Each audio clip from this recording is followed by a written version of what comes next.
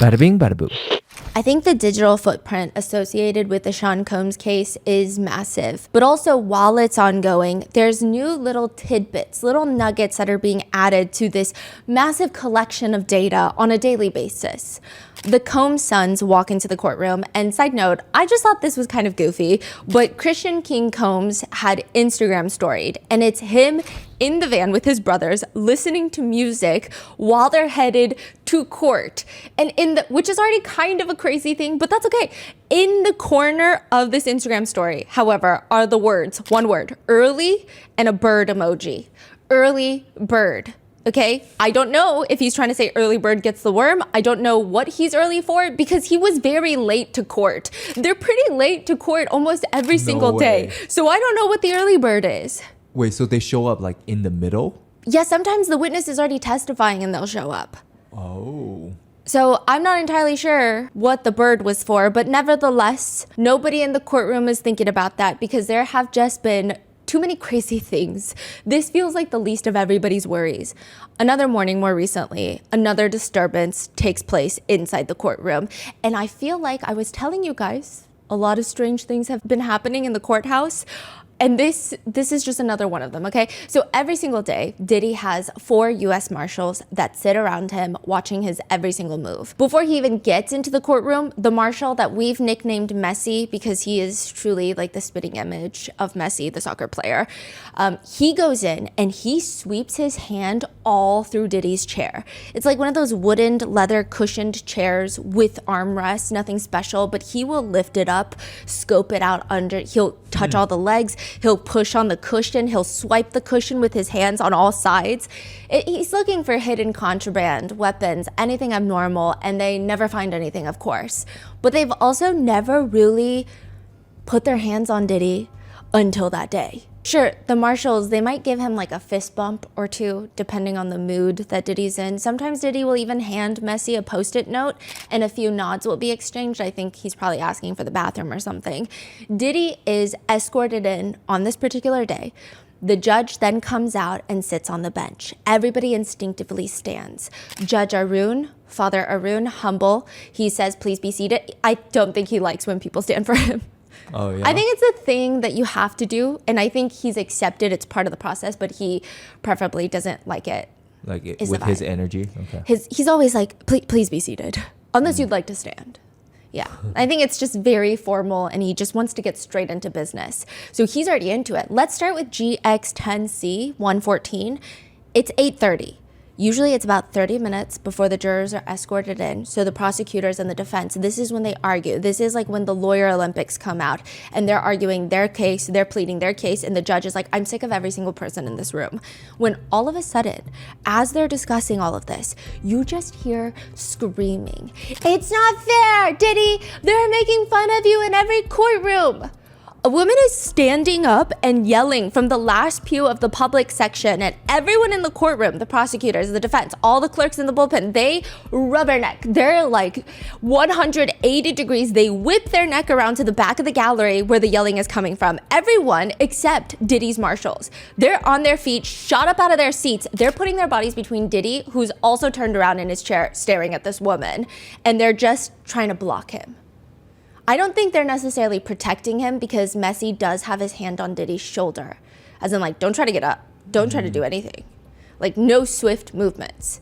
At this point, there are now 3 courtroom officers in uniform with badges, with bulletproof vests. All of them are retired NYPD. So the court officers, they wear like the bulletproof vests and everything. Officer Riz, yes. Is Officer Riz? Oh yeah, yeah, oh yeah. So the Marshals, on the contrary, they're always in suits.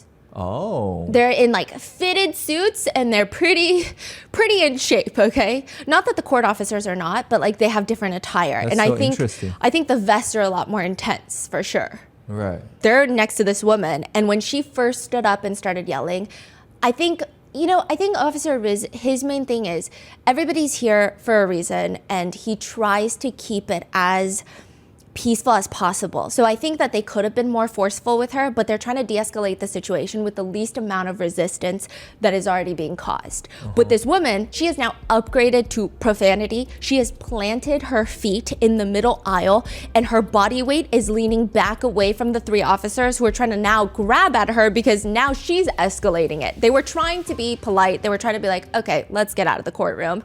Even a few journalists who were sitting close to her got up and moved because it's starting to feel a little dangerous, like a little stressful, especially because she starts screaming, take out your gun, take out your gun. Wait, so she went straight from, what did she say beginning? She said, they're making fun of you, this is unfair. To Diddy, right? Yeah. And he goes straight to take out your gun? Yeah. The marshal has a hand on Diddy's shoulder just to make sure nothing happens. She's yelling this at the uniformed officers that are now like, okay, we should probably escalate. Judge Arun, who has never once addressed the gallery, like never. Okay, so defense attorneys, sometimes they'll walk in, they'll scan over the pews, see who's all here. Sometimes they'll even make small talk, like they'll open the bathroom door for you, and they're kind.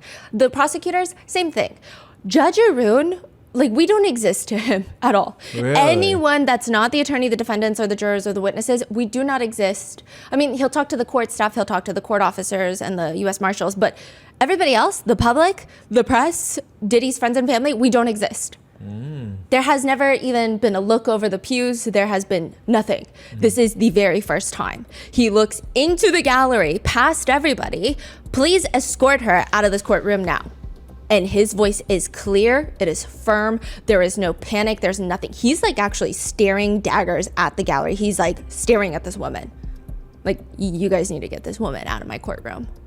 So the officers escort her out, and then Judge Arun instantly goes back to business. That's it? And she walked out? She walked out. She did a few interviews outside. It appears that in the interview, she's saying that it's unfair that they are smearing a black man's legacy and that they're doing this. And she's saying he's perfection. Diddy is perfection. This is a black man's legacy that people are laughing at. Diddy, everyone laughs in every courtroom in here. I don't think it's funny for people to laugh at a black man legacy being destroyed. Black American legacy figures, father figures, extraordinary excellency, black excellence. Sean John Combs is inspirational. He is perfection walking.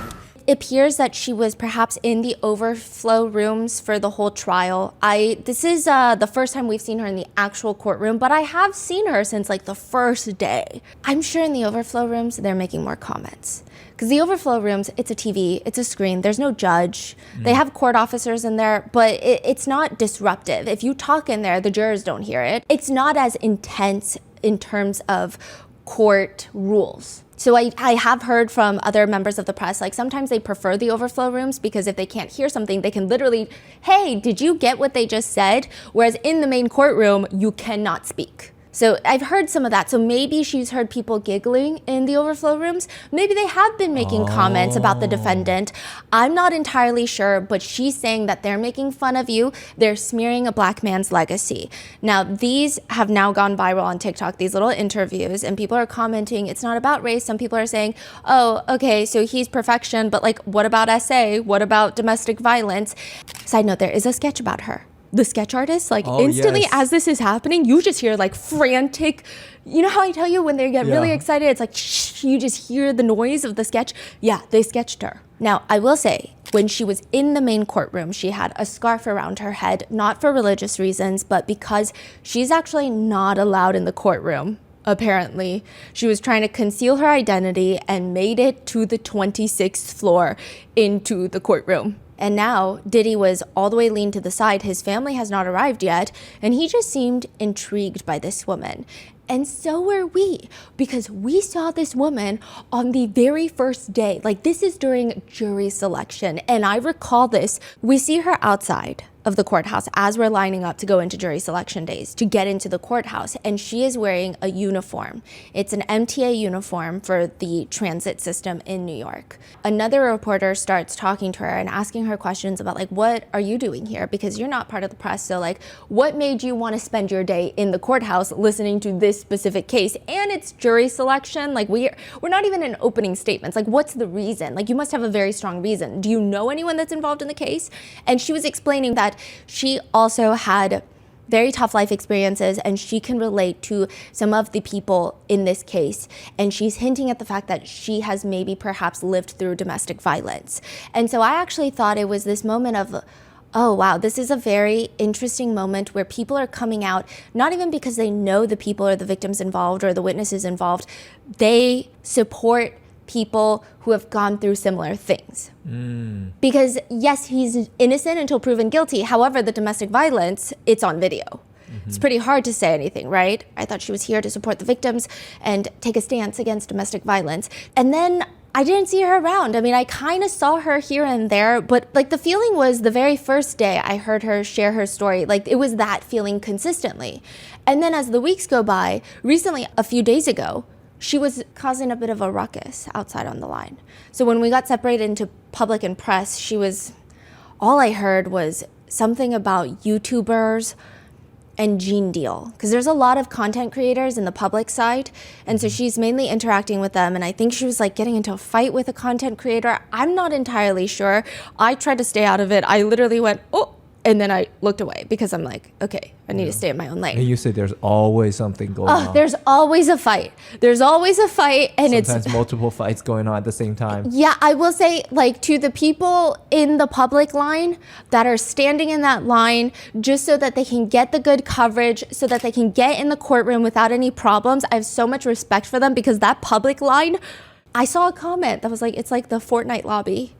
It feels like that. I mean, the main line feels like that, but then once they split it up into public and press, it's like usually a lot of commotion in the public line. And so people who are going through the public line just to be able to sit in on this trial, I don't know how they're doing it. It's so intense. There's always a fight. I don't know what happened, because the first few times I've seen her, she seemed so pleasant, and then all of a sudden it's just very different. I'm just very confused. Yeah. And so all the press and the public, they want to know, does Diddy know her? Because there have been rumors swirling around that perhaps Diddy is, I mean, these are some darker rumors, that perhaps Diddy is trying to buy witnesses, buy jurors, maybe even buy Diddy supporters to infiltrate not only the public, but also maybe the press. So there's been all these rumors swirling around. I don't know what he would get out of this incident, though. Yeah, so you don't know if Diddy was involved. If I had to take like my most cynical, because I mean, I do enjoy being conspiratorial at times, but like if I had to be the most reasonable, I don't think that he played any role in this. But I do think this trial is bringing out a lot of interesting people. And I'm just so confused. The only thing that confuses me and a few other members of the press is her attitude shift throughout the weeks is so drastic. We're just confused by it. What are your thoughts?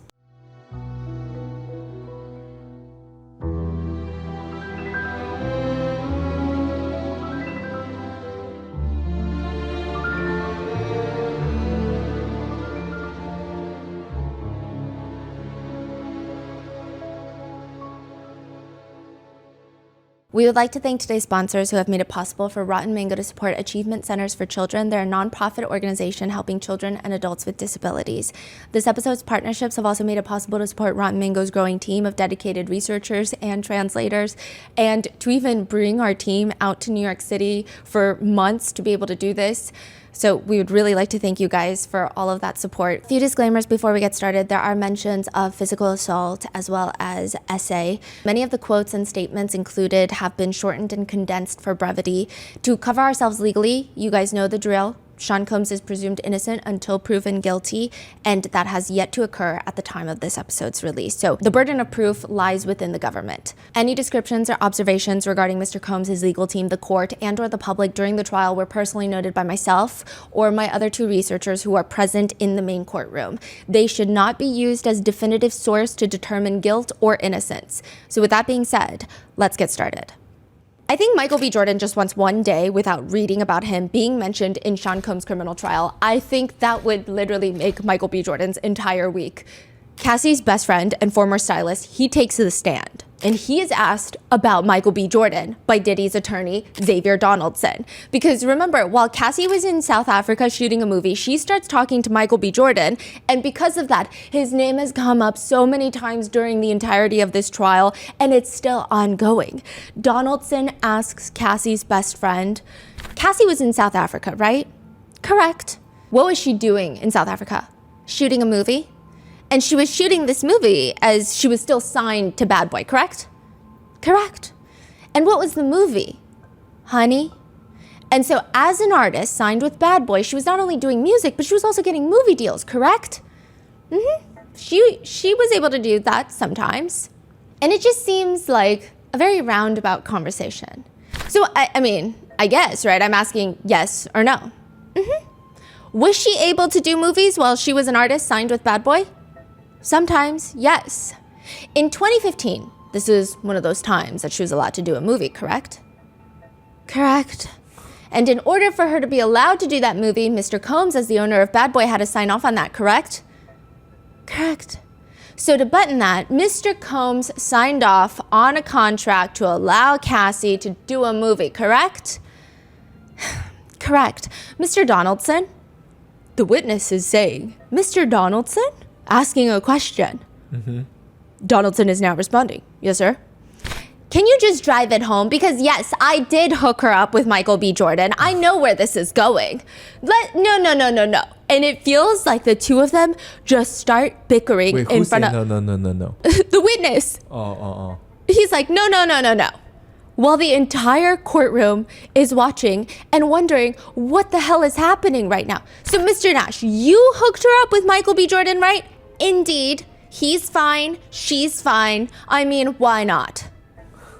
Some of the jurors start smirking. Others are turning to each other and they're mouthing, whew, like they're literally doing that with their mouth. Even Brian Steele is sitting there giggling with this goofy Boy Scout grin, as they say. That's how they describe his smile. The only person not amused in the entirety of this is Sean Combs, because he is not having a good day. First of all, Cassie's best friend is very likable on the stand. He's won the jurors over. Everybody's giggling nonstop in the courtroom during his testimony. He is just laying it down. He's not getting bullied by the defense. This is Deontay, right? Yeah, Deontay Nash. And on top of that, Sean Combs' move for a mistrial was just denied prior to all of this. Alexandra Shapiro is a very interesting attorney on Sean Combs' defense team. She was a clerk for Justice Ginsburg, similar to Judge Arun, but not at the same time, like I've mentioned. I don't think their paths have ever crossed. She was a prosecutor for the U.S. Attorney's Office in SDNY, the same district that they're in right now, fighting for Sean Combs. She's worked in the criminal division for 5 years. Then she went on to join an international law firm to work on white-collar crime. She low-key loves defending an alleged insider trader. And I say that with fear coursing through my bones because these are very serious people who would probably eat me for breakfast, lunch, and dinner. So the reason that she's on Sean Combs' team, though, is very interesting. She's actually known for her work in appeals. That's her main focus. She's even said in an interview, I usually get retained after somebody else lost the trial, but I do sometimes get involved at the trial level as well. She basically states it is critical if a client has the resources, aka just money, if they have the money to have someone with appellate experience during the trial. She states, quote, one of the most frustrating things for me as an appellate lawyer is to find that something important wasn't preserved during the trial. It's totally understandable because trial lawyers are in the heat of the battle and focused on contesting the government's account of the facts. Which means her being added to this defense team, being present during the entirety of the trial, she's probably there just to focus on procedural compliance and the application of the law as a whole. I don't even think she's there for the fact-finding of the actual case or jury persuasion, like the other trial attorneys. I mean, that might change as the trial ramps up, but I highly doubt it. It seems like she is here to make sure that the trial is running to the letter of the law. And if it's not running to the letter of the law in a way that benefits their client, then they need to swiftly take care of it. Of course, all in favor for Sean Combs. She's not the judge. It's not like she's there just for the pure idea of making sure each trial is just and fair, legally speaking. She's there to make sure absolutely everything is in legal compliance so that if there is a verdict that is perhaps unfavorable, it is likely that she will start on the appeal, if not already, because who knows? So usually attorneys that focus on appeals, they really only enter the conversation after the verdict. But when you have that much money, hundreds of millions of dollars at your disposal, I mean, why not get her started right now? Basically, Alexandra Shapiro is there to consider all of these things, which is likely why we don't see her doing cross-examinations. Her husband did come in and do a cross-examination. He was recently retained. Yes, and he recently did a cross-examination of Dr. Hughes, which is, she's a forensic psychologist. And I will say, nothing that notable came out of the actual testimony itself. The defense kept trying to get the whole testimony thrown out. The judge did not go for that. However, the cross-examination by Alexandra Shapiro's husband was very intense. He was kind of aggressive. Well, kind of is nice. He was very aggressive. Very aggressive. It's like over-aggressive for what? Yeah, it's kind of... Like, I think it's similar to when Tenny Garagos does a lot of the crosses on law enforcement. I think we get why there's aggression, and we get why the defense... not the defendant, the defense team might be frustrated because as attorneys, they have to protect their clients. And they're thinking, this is overkill. You did too much on this. This is not maybe to the way that we've seen it before. I can get that there's passion that can come off as aggressive, but to someone sitting in the courtroom, it just feels like, why are we mad at people for just doing their jobs? Like, they don't even know your client like that. Yeah. It's not personal. Why are you getting so angry? It just feels like, are we just angry at the world right now? Like, it's maybe not the best thing to show the jurors, is my opinion. Now, Alexandra Shapiro has not done a cross, and she always looks incredibly stressed. Like, she looks more overworked than anybody else on that team. If I have to guess, and I thought about this all the time because I have had a few bathroom run-ins with her where we're just like standing next to each other, washing our hands in the sink, and it's very uncomfortable. But, I mean, I'm sure she's obviously a very, very talented person and very scary in a good way. She knows what she's doing, but she seems incredibly stressed all the time. She's not a small talker. And so the feeling that we get is that she seems like she specializes in appeals. She has great attention to detail. Most attorneys that specialize in appeals do.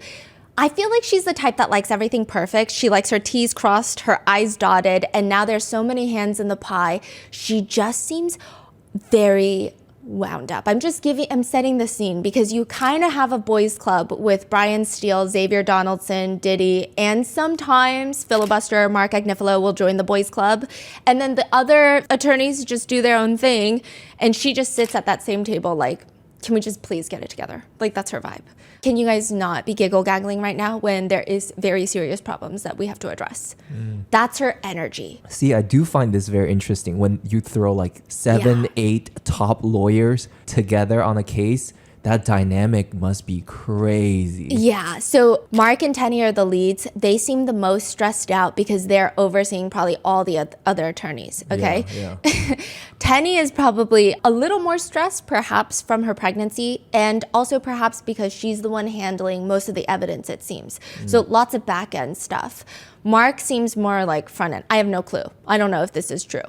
Alexandra Shapiro, she seems very stressed. Brian Steele, Xavier Donaldson, Nicole Westmoreland, and Anna Esteveo, they do this thing where if they are doing a cross-examination that day, it's like the most stressful I've ever seen them. And then the next day when they're not doing any cross-examinations, they're giggle-gaggling. Brian Steele's falling asleep. Brian Steele will watch another defense attorney on his team make a mistake, and he'll just be like, why'd you do that? I wouldn't have done that if I were you. Because I guess when you're the leads, you're in charge. Whereas they have their very specific roles, and I'm sure they work really hard at their very specific roles. But it's very interesting. But Alexandra Shapiro, perhaps she's overseeing the whole thing. She seems very stressed. Now, regardless, she stands up, reaches for the microphone. The jurors are out of the room. When was this? This was like a... midday? Midday. Oh, okay. Jurors are out of the room. She's in front of the gallery. Like the gallery, we're all sitting there. And she states, Your Honor, respectfully, we are going to move for a mistrial at this time, based on the prosecutorial misconduct that went into this. A mistrial, which means forget everything that just happened, and let's do it all over again from the beginning, with new jurors, new jury selection, new everything. And this is like weeks into it, right? Yeah, this is weeks in and probably millions of taxpayer dollars in. Which is great for the defense because that means that to a degree, the defense knew what they were getting into before the trial. Like, they kind of have an idea based off the charges, based off of things in discovery, like where the prosecutors are going to lead it. But now they have a really good idea of like the valuable evidence the prosecutors have, the key points, the key witnesses that they're bringing in. But now they can spend a lot of time to exploit all the flaws in any of their evidence and any of their arguments for the retrial. I mean, this is their dream. Like, what in the hell would even cause them to try and move for a mistrial, though? You can't just say it because it's not going well for you. Like, you can't just be like, you know what, Judge, I just kind of maybe want to start over. Like, can we do a do-over? Can we redo? Yeah. Yeah, let me take it from the top again. Like, you can't do that. Something has to happen. And it is because of one of the most unexpected witnesses that takes the stand. Could you provide the court your first and last name and spell your first and last name? Lance Jimenez, Lancejimez. Good morning. And who is your employer? The City of Los Angeles Fire Department. Lance Jimenez is an arson investigator for the LAFD. And he describes his job as, and this is literally what the mistrial is based off of. We're basically detectives for the fire department. We work hand in hand with LAPD to work on the crime of arson, which is intentionally setting felony crimes. He's been doing this for the past 14 years. He's investigated well over 1,000 cases, probably 1,200 cases, maybe more. So what is an arson investigator from Los Angeles doing all the way in New York City, sitting next to Judge Arun, and might be the testimony that leads to a mistrial in this case? Like, it's so random. Kid Cudi. Investigator Lance was the one that was called out to the scene when Kid Cudi's Porsche was set on fire. He was the lead arson investigator, which again, what does this have anything to do with the attorneys asking for a mistrial? I'm gonna give you the exact line of questioning and you see if you can spot the reason why the defense demands a retrial. Prosecutor Slavic asks Investigator Jimenez, did you collect any other fingerprints in this case? There was, the victim had informed me that he had somebody come and print his house from a previous trespass, and that person recovered 2 fingerprints on his glass front door, and that person put those on print cards and turned them over to me. So to give you context, remember how Kid Cudi's house was broken into, allegedly, by Sean Combs and Rube, the security guard, while Capricorn Clark is crying in the car outside? Well, it appears that Kid Cudi might have hired a third party to come out and take fingerprints from his front door just for safety reasons, because honestly, I would too. Well, Kid Cudi gives those fingerprint cards over to Officer Jimenez because he was like, yeah, that was a month ago that my house was broken into and now my car has been set on fire. Here are the prints. Yeah. Do with that what you will. Did they find out? Who? The prosecutor asks, what did you do after obtaining these print cards? The print cards were sealed in an envelope with a person's signature, and then I put them in another envelope I sealed for evidence and turned them into LAPD for print analysis. What do you mean by putting them into evidence? We take all of our evidence we collect and we turn it over. We book everything with LAPD's evidence unit and they store and collect all the evidence and it's properly maintained through LAPD. Did you receive results related to these fingerprint cards? I did not. Now, you said that you entered these fingerprint cards into evidence. Did there come a time when you learned what happened to the fingerprint cards? Yes, recently. What happened to the print cards? The 2 print cards I had turned in were destroyed. When were they destroyed? They were destroyed August of 2012. So this would be 8 months after the fire. Were you aware that they had been destroyed in August of 2012? I was not. Did you authorize the print cards being destroyed? I did not.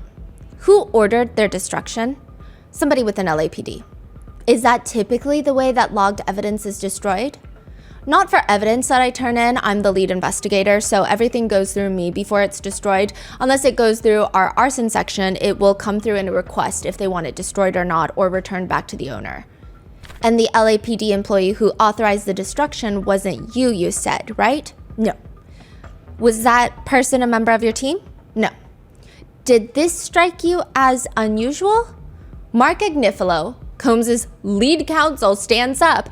I'm gonna object to all of this, Judge. The judge is like, there was a question pending. I take it there's an objection to that question. Yes, that's sustained. And the prosecutor says, I'll ask a different question, Your Honor. Investigator Jimenez, in your 15 years approximately as an arson investigator, has evidence been ordered destroyed by someone who is not a member of your team? Mark Agnifilo stands back up. Your Honor, I object. And can we have a sidebar on this? You may.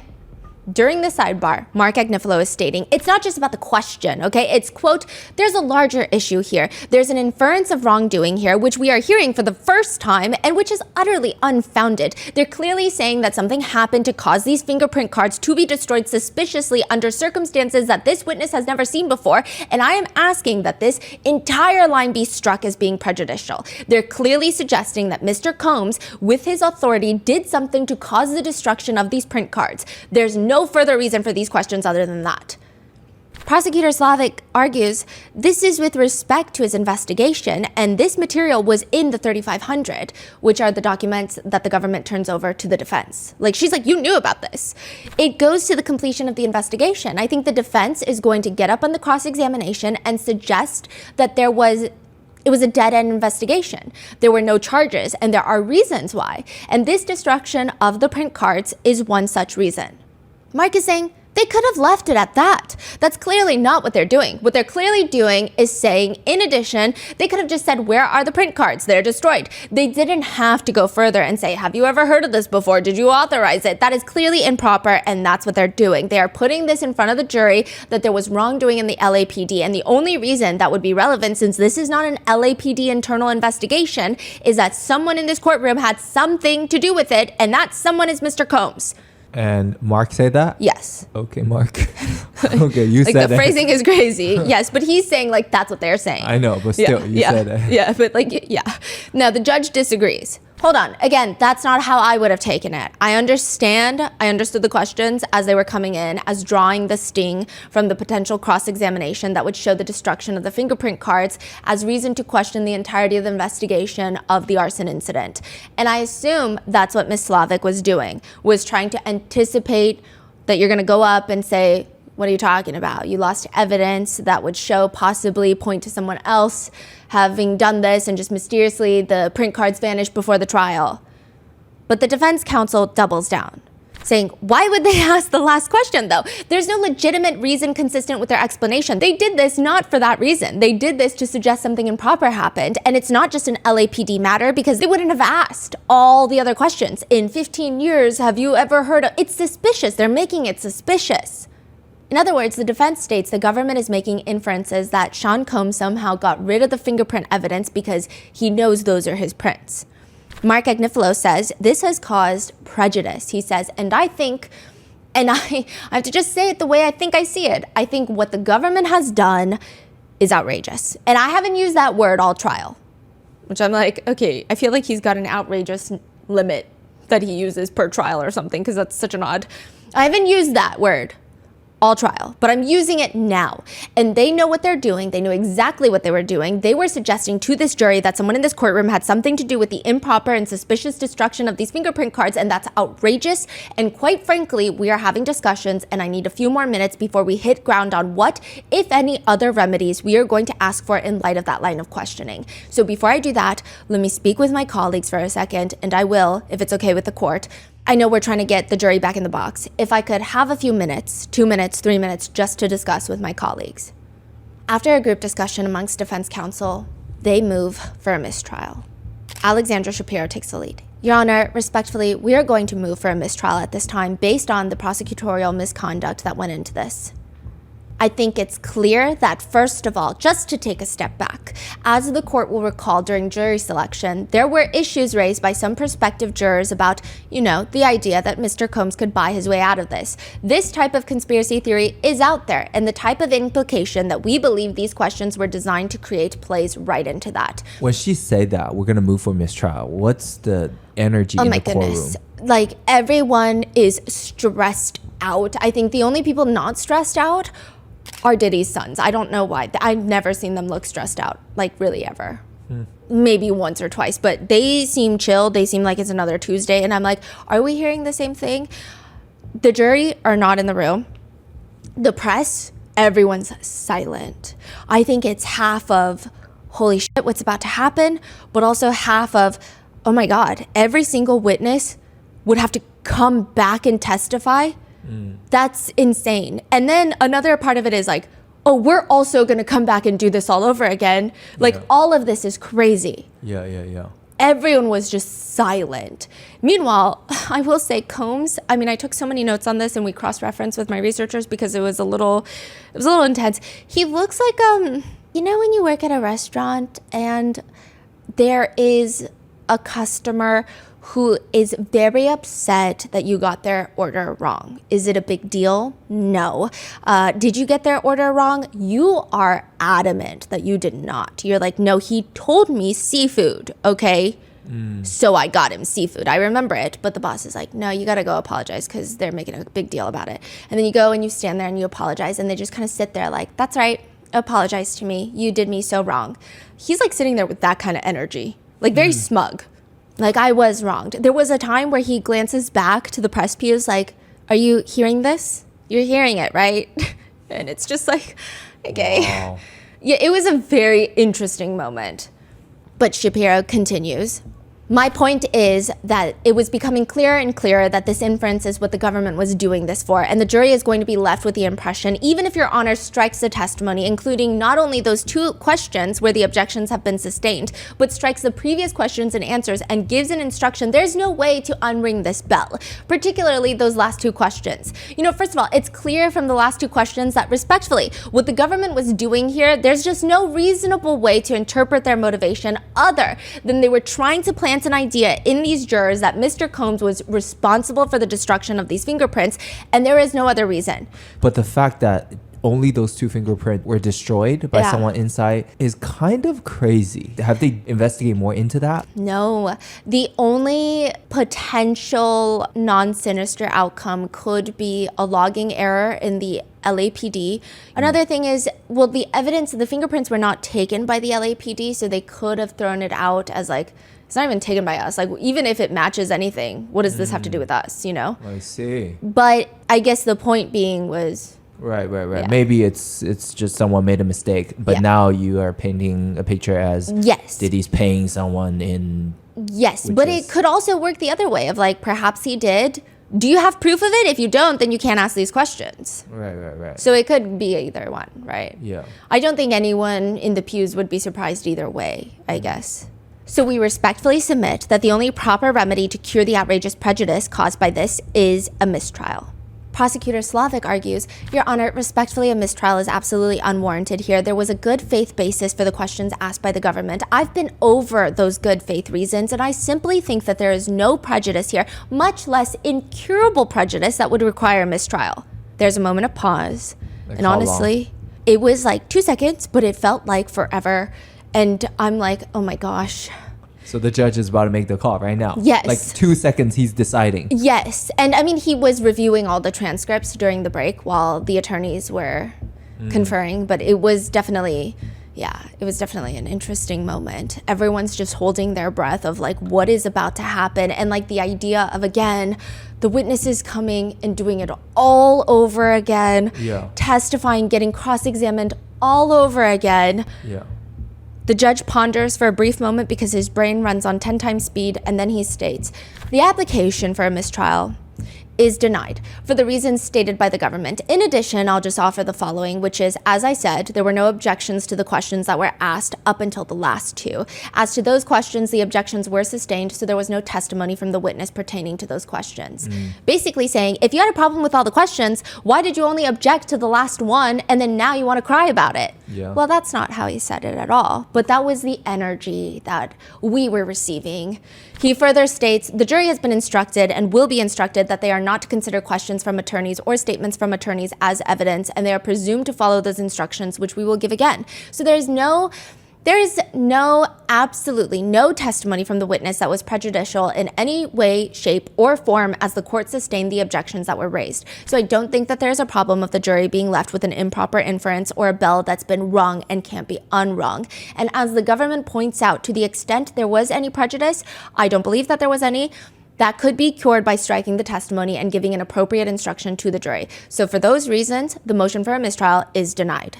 Which then Alexandra Shapiro argues that the jurors should be told not to consider any of the questions and answers in this line of questioning because the government's questions were improper, which leads the lead prosecutor, Comey, to stand up. Your Honor, if I may, It would be deeply prejudicial and unfair to tell the jury that the government did something improper. Perhaps Your Honor could instruct instead the jury that they are to disregard both the questions and the answers and that they are irrelevant to this case. Basically saying that the government counsel is asking improper questions, which the judge agrees with, and ultimately the jurors are told that.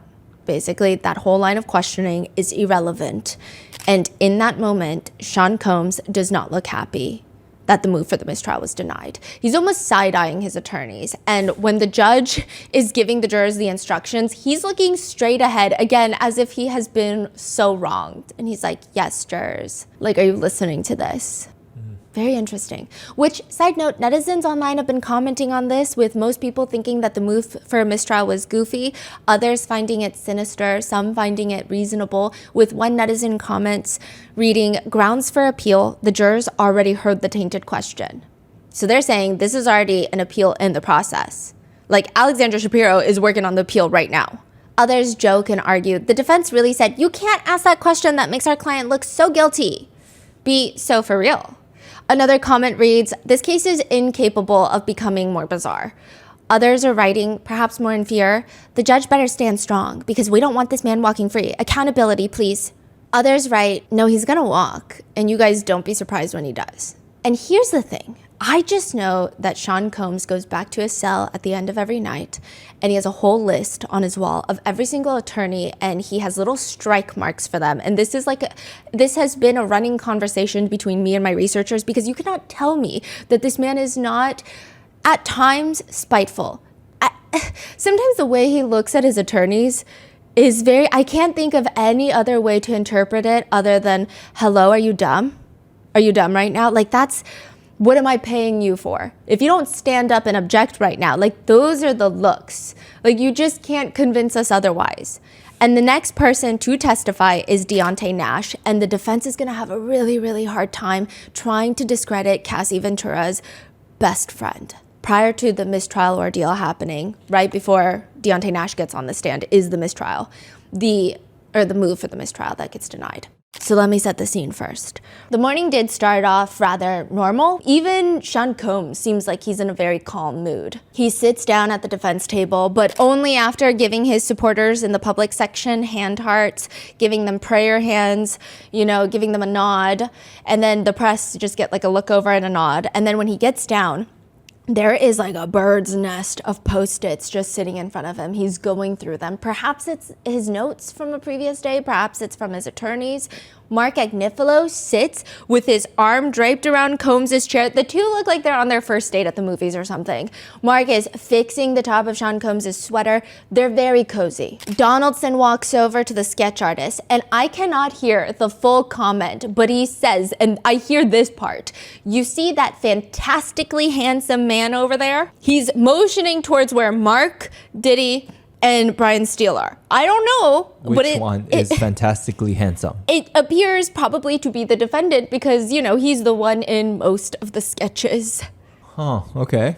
He's just like, you see that fantastically handsome man over there? And the sketch artists, they really don't love to interact. They're just like, I feel like the only one that woos the sketch artist is Mark Agnifilo and the prosecutors. Yeah, they love the prosecutors.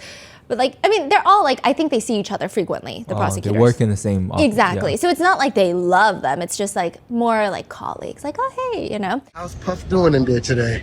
I think he's got a ferocious attorney working for him right now. Scary. Very scary. She's scary. And again, you cannot convince me that Sean Combs does not get irked by these sketch artists. He just sits in his cell, and I feel like it keeps him up at night because what was that comment? And then all of his family members, they're always checking on the sketches. His best friend is making sure the sketch is good. So I'm like, is this keeping him up at night in his cell? The government may call its next witness.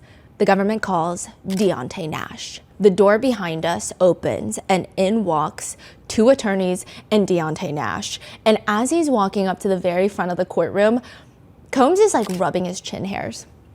He's acting like he's so deep in thought. His beard, I mean? Yeah. Chin here? Beard? His beard, yeah. Okay.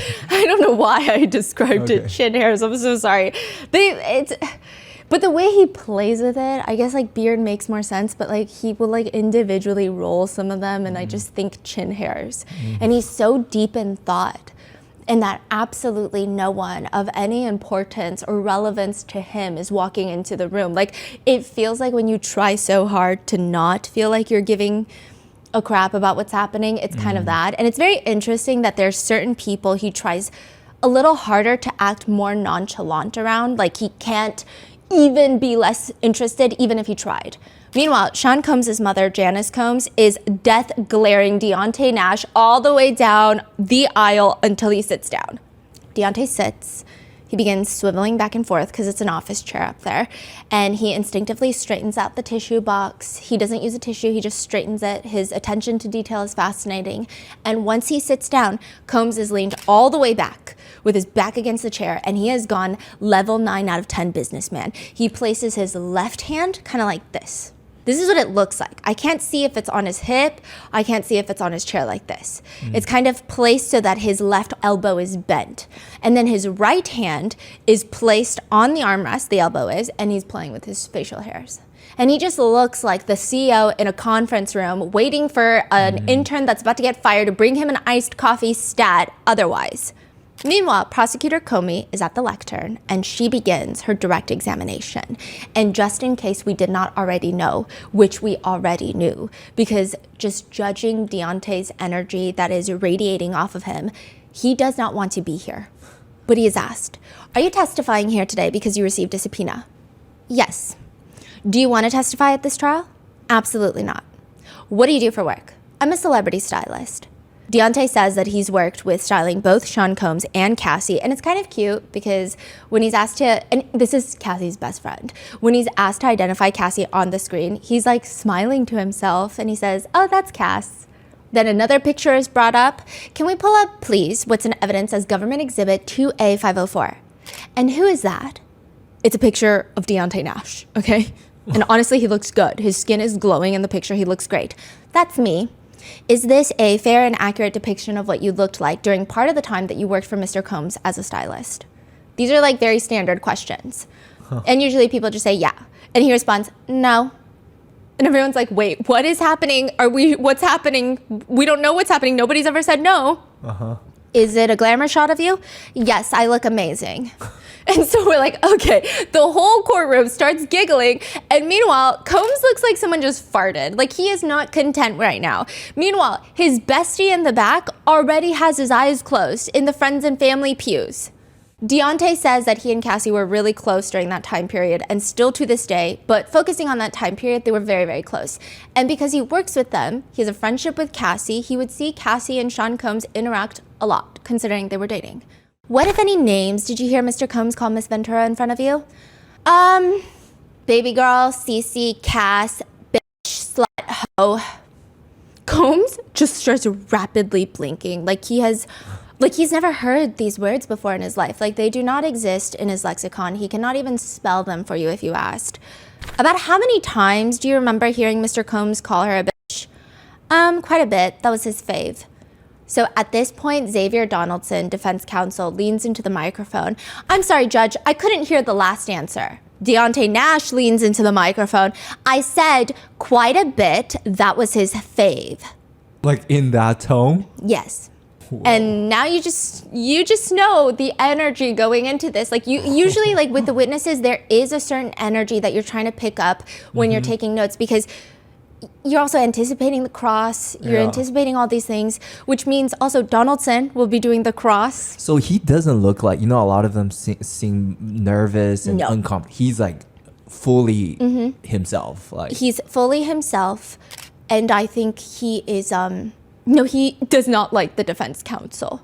I think he's here to also fight for a friend. And he's like not trying to back down. Wow. Yeah. And he does win the jurors over. So which means Donaldson is going to be doing the cross. And it's interesting that he always goes up against Comey, which Comey's very sharp. I mean, Donaldson as well, but he does have him repeat kind of the worst thing to repeat once more. Like, out of all things that you didn't hear correctly, like, you got to have him repeat, oh yeah, his favorite word to call his girlfriend was bitch. Like, it's almost like working for the other side. Yes.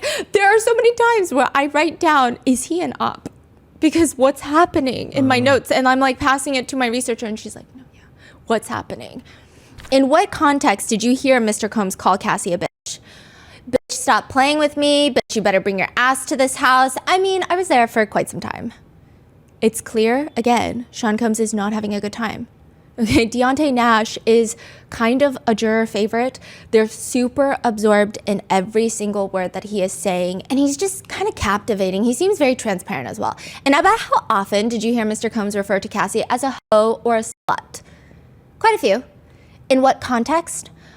He just told her that she was an outright hoe. He told her she was nothing but a slut anyway. So when you heard Mr. Combs say the things you just testified to, Mr. Nash, how did you observe Miss Ventura react? She would be sad. What would she do? Sometimes cry, sometimes go into a depression. Objection, Your Honor. Move to strike the last part of the answer. Depression part? Yeah, overruled. Like, I swear to you, there is, anytime one of Combs's defense attorneys get an objection that is overruled, I just feel like it's another strike on his cell walls or in his little truth notebook. At this point of the overruled ejection, Combs leans back further in his chair, but he's already leaned all the way back, but he like does this weird lean back. So instead his shoulders just do this awkward half roll back instead. And he seems a little bit annoyed. Deontay goes on to testify that he's heard Combs not only call Cassie all those horrendous names, but also he would threaten her, quote, that he would beat her ass, he wouldn't put her music out, that he would get her parents fired from their jobs, and he would send her sex tapes to their jobs. He would start there. And every time he said these things would drive Cassie crazy. Meanwhile, Combs is just sitting over there taking notes at this point. Deontay says Cassie would just cry. Sometimes she would stay in the house for days, go into a cocoon, be super emotional. And a few notable instances that stick out to Deontay, he's asked about these, is once Deontay was with Cassie and she gets a call from Combs. She starts freaking out and picks up, puts it on speakerphone. So over the speakerphone, what did you hear Mr. Combs say? That she better bring her ass to his house? What happened next? She started to panic, and then Puff called back, and he talked to me at that moment, and he told me that we're wildin', and that he thought he told us not to be going out, and says every time I go out, that bitch want to go out, then I need to stay my ass home too. The jurors are head down taking their notes. Like, they're in algebra class. Like, they are not missing a single word. They're taking down everything. A few of the Combs family and friends are starting to fall asleep, so like, there is a weird juxtaposition. They're sleeping. The jurors have never been more engaged. And then there's the Vanity Fair party. Could you explain what a Vanity Fair party is, please? A Vanity Fair party is the Oscars after party. So this is in 2014. Deontay, Combs, Cassie, and Derek, another stylist that's supposed to go to the after party, they get there. And who did you arrive at the party with? Cassie. When you and Cassie arrived at the party, who was already there? Puff. What interactions did you have with Mr. Combs at the Vanity Fair party? He said, I thought I fucking told y'all that she needed to wear her hair up. Let me back up. How was Miss Ventura's hair styled when you arrived at the party? Oh, she looked bomb. And the jurors start giggling. Even Donaldson is half laughing while he blurts objection into the mic, which promptly gets overruled. And at this point, I would like to think that there is steam radiating off of Sean Combs' head, but he seems relatively, like he's keeping it in well, but it does fall apart later. And then Deontay starts. And when Mr. Combs came and had this conversation with you, what did he say? I thought I told you she needs to wear her hair up. What did Mr. Combs do physically when he said that to you? Grabbed me by my jacket and lifted me up. What? What was Mr. Combs' tone as he was grabbing you by your jacket and lifting you up? Angry. A few of the jurors, and it is very interesting, a lot of the jurors are getting a lot more expressive as the days go on. In the beginning of the trial, they would act like the gallery does not exist. Now, a lot of them will look out into the gallery. A lot of them will now giggle amongst themselves during sidebars, have conversations, share looks, and more notably, a lot of them are more open to looking towards Combs now. So when people bring up violence, I will see at least a few of the jurors, as they're taking notes, their eyes will shoot up and they'll look at Combs. Maybe to see his reaction, maybe to gauge how he's responding body language wise to everything that's being said. So it's very interesting. So at this part, a lot of them are like taking notes and then they look up to see how he's responding. He is also intensely taking notes. Deontay explains that after that, Combs just starts asking people in the party for hairpins. They go into the bathroom, put her hair up, and when they come out, he said that Deontay was right because it looks better down. Now, there is a certain energy between defense attorney Xavier Donaldson and Deontay Nash. I don't know what this energy is, but it is something, and I say that because Donaldson is the one that's going to do the cross. And on the way out, at the very end, after all of this, like this in hindsight should tell you there's some energy there, okay?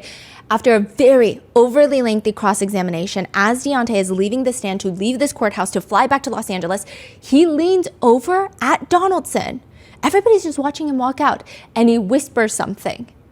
And Donaldson looks a little phased, which we'll get into that. So there is some sort of energy, but even during the direct, when Donaldson would object something like, I don't know, maybe something myself or someone like Deontay, we are not attorneys, we don't know why he's objecting sometimes, Deontay Nash will just look at Donaldson with like a slightly annoyed, slightly amused expression. Like, you're objecting again?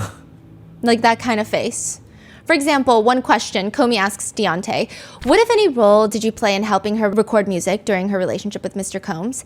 I helped her pick songs. I probably should have been called an objection. He was saying, I probably should have been called an executive. Okay, so it's like, what are you objecting? Yeah, and then prosecutor Comey just offers, I can ask another question. All right, that's the judge. Deontay Nash is just staring like, what are you doing, sir? Combs is also staring at him like, what are you doing, sir? I mean, Combs is very clearly involved in every part of his trial, which is completely normal, but it's very interesting. So even later in the day when there's a break where the attorneys are arguing on whether or not something that they can admit into evidence, and this is just giving you an idea that I don't think that I'm over-reading into him staring at Donaldson. Mm-hmm. Brian Steele gets up and he says something to the effect of, on that, Your Honor, just, I think you said something earlier in the trial. If I'm misquoting you, I'm not trying to do that intentionally, but something like this. This is a trial by rumor, I think you said. Which the judge did say something like that, but the word that he used was gossip, not rumor. Well, Combs whispers, Brian Steele leans down, Sean Combs whispers, and he shoots back up, gossip, sorry. And that's how I feel about this. I don't think the argument itself is necessarily pertinent, but I don't want you guys to think I'm like reading into Sean Combs looking at the attorneys when they do the, like in any of these situations. I just feel like he's very, very closely paying attention to almost everything but his own mannerisms. Because during another break, his sons walk in late after lunch. So they walk in late in the beginning of the day. They walk in late after lunch and... Oh, their lunch break is over and they came back late. Yeah, and one of the family friends is holding like a Chick-fil-A nugget box. So there's that. And Combs starts tinkering with this rolled up Post-it note. I mean, clearly the Post-it, there was like something written on there. Perhaps he wanted to get rid of it, what have you. He rolls it up and he starts rubbing it, kind of pushing it into his lips.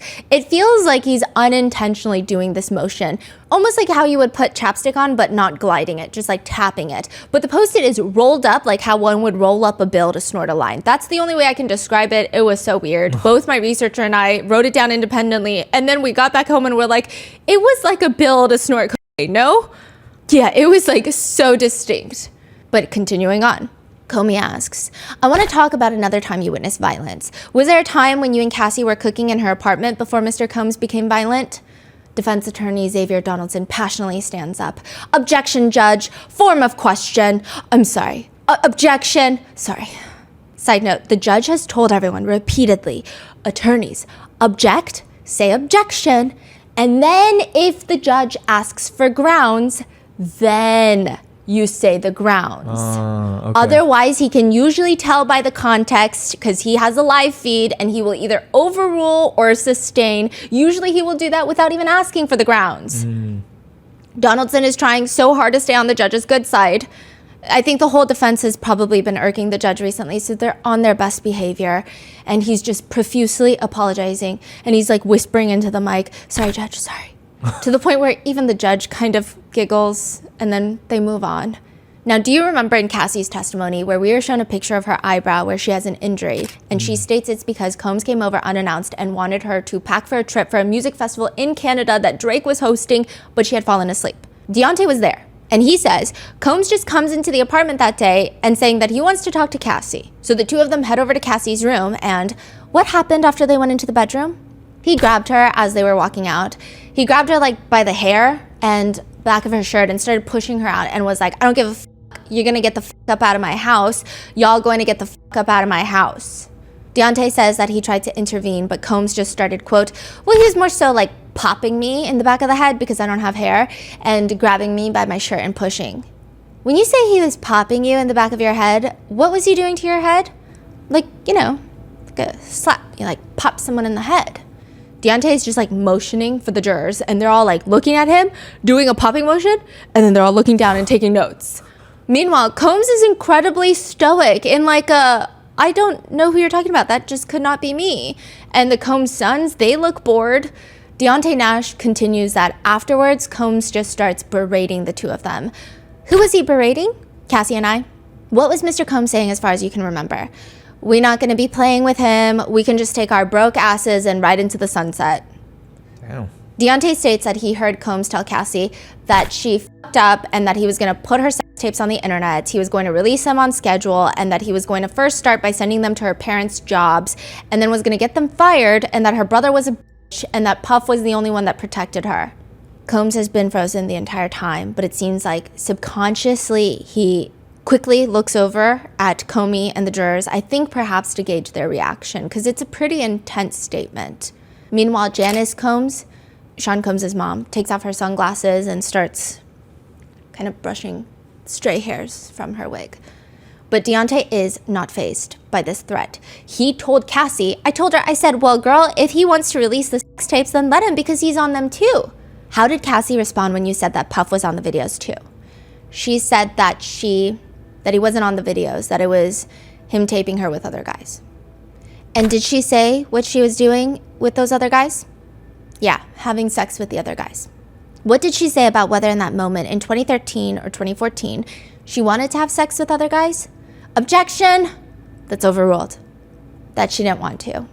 And what did she say about why she was in that moment? Because Puff wanted her to. He later states that in a fit of anger, Combs comes over to Deontay's house to search for Cassie after an explosive fight, and she ends up not being there. But, quote, Puff came in and he was like, where the f*** is she? He started looking all around my house, in the closets. He went in the oven. I don't know why he looked in the oven. And he asked me where she was. A few of Combs' family and friends are shaking their heads with their lips pursed like, this is all ridiculous. So take that as you will. Maybe it's all ridiculous because it's not true. Maybe it's ridiculous because, that is kind of ridiculous to be searching in an oven. I don't know. Meanwhile, Combs is literally a statue. He's not moving. He is doing this. We have unlocked a new witness stare. So previously, a lot of his stares were either straight on, where he would do this thing where he lifts his chin up and he kind of looks at them from above, like he's lowering their eyes, looking at them like this.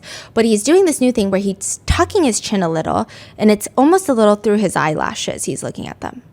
And all that's happening while Donaldson is looking like he's chomping at the bit, like his butt is nowhere on that seat. It's nonstop up and down, trying to object to everything that Deontay is saying. Eventually, Deontay explains that they all go to find Cassie, who is at a hotel, and she is now threatening to climb over the balcony to escape. How high up was the balcony? It wasn't the first floor. Do you remember what floor it was on? No.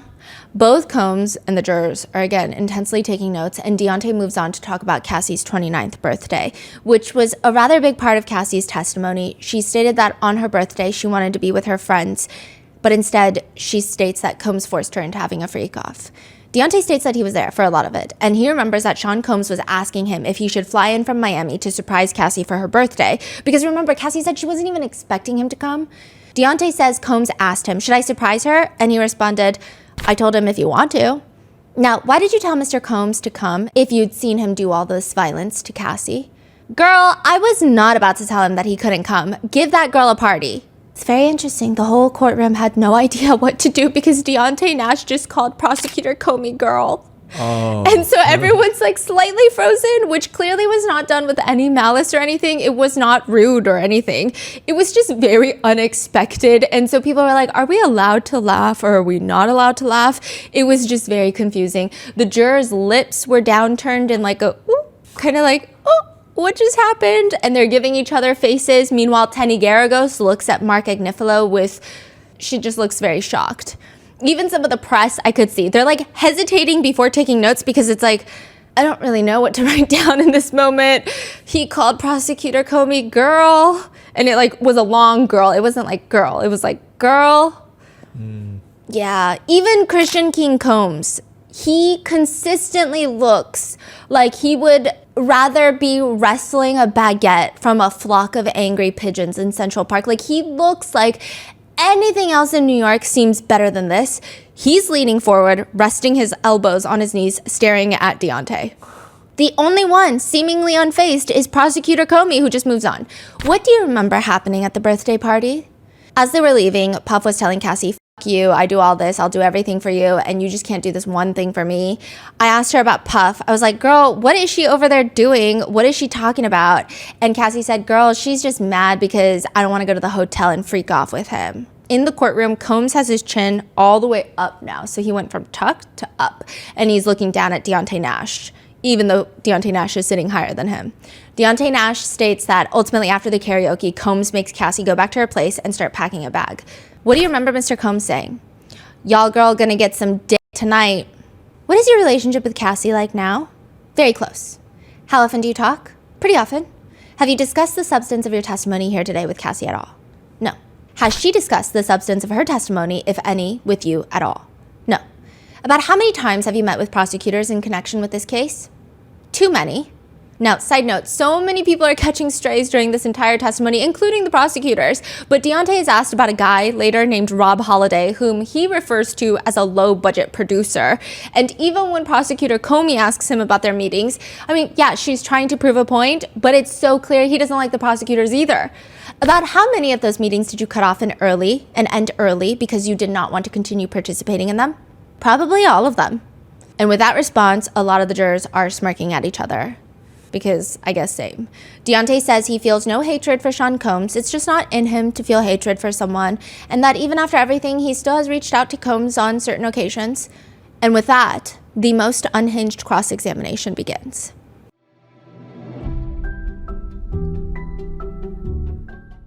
There's a reason why the sun is hot and the sky is blue. Just like there is a reason why Morgan & Morgan is America's largest injury law firm. For more than 35 years, Morgan & Morgan has been fighting for the people, fighting for regular, everyday people across the country with over 100 offices and more than 1,000 lawyers nationwide, having recovered more than $25 billion for over 500,000 clients. Morgan & Morgan has a proven track record of fighting to get you full and fair compensation. In Florida, a client received $12 million after the insurance company offered $350,000. In Pennsylvania, a client was awarded $26 million, 40 times the insurance company's offer of $650,000. The truth is, if you pick the wrong law firm, you might be setting yourself up to lose before you even get started. All law firms are not the same. If you're ever injured, you can check out Morgan & Morgan. Their fee is free unless they win. For more information, go to forthepeople.com/rotten or dial #law, pound 529 from your cell phone. That's forthepeople.com/rotten or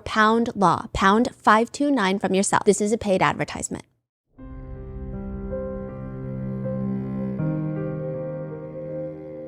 Do you guys remember Xavier Donaldson's previous cross-examination, the very first one that he did that had me so incredibly puzzled?